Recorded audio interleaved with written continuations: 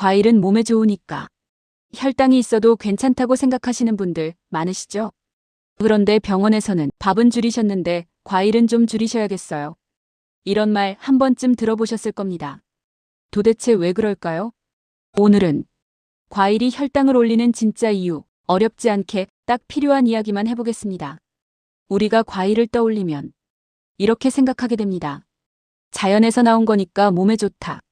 설탕은 나쁘지만 과일당은 괜찮다. 그래서 혈당이 있어도 과일은 비교적 안심하고 드시게 되죠. 그런데 여기서 꼭 짚고 넘어가야 할 게 하나 있습니다. 바로 몸이 당을 받아들이는 방식은 전부 같지 않다는 점입니다. 같은 당이라도 어떤 형태로 들어오느냐에 따라 혈당 반응은 완전히 달라집니다.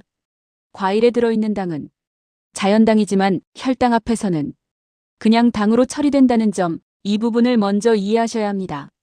과일이 혈당에 영향을 주는 첫 번째 이유는 바로 과일 속에 들어있는 과당 때문입니다. 과당은 혈당을 바로 확 올리는 당은 아닙니다. 그래서 많은 분들이 괜찮은가 보다 하고 생각하시죠.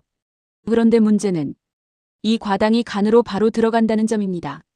간에 과당이 계속 쌓이게 되면 몸이 인슐린에 둔해지고 혈당을 조절하는 능력도 점점 떨어질 수 있습니다.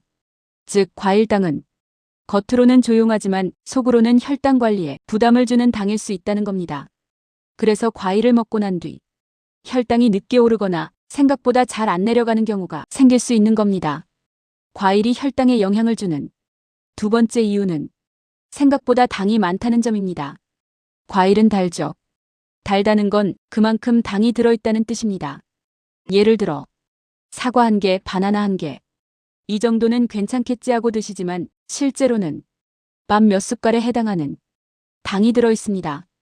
특히 크기가 큰 과일, 잘 익은 과일일수록 당 함량은 더 높아집니다.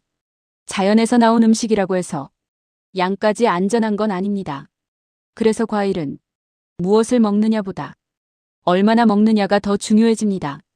과일이 혈당에 영향을 주는 세 번째 이유는 갈아서 먹을 때 더 위험해진다는 점입니다. 같은 과일이라도 씹어서 먹을 때와 주스로 마실 때는 몸에서 받아들이는 속도가 완전히 다릅니다. 과일을 갈아버리면 식이섬유가 제 역할을 못하게 되고 당이 훨씬 빠르게 흡수됩니다. 쉽게 말해 과일 주스는 설탕물에 더 가까워지는 겁니다. 특히 아침 공복에 과일 주스나 스무디를 드시는 경우 혈당이 확 올라가기 쉬운 조합이 될 수 있습니다. 그렇다면 이런 생각 드실 겁니다. 그럼 과일 아예 끊어야 하나요?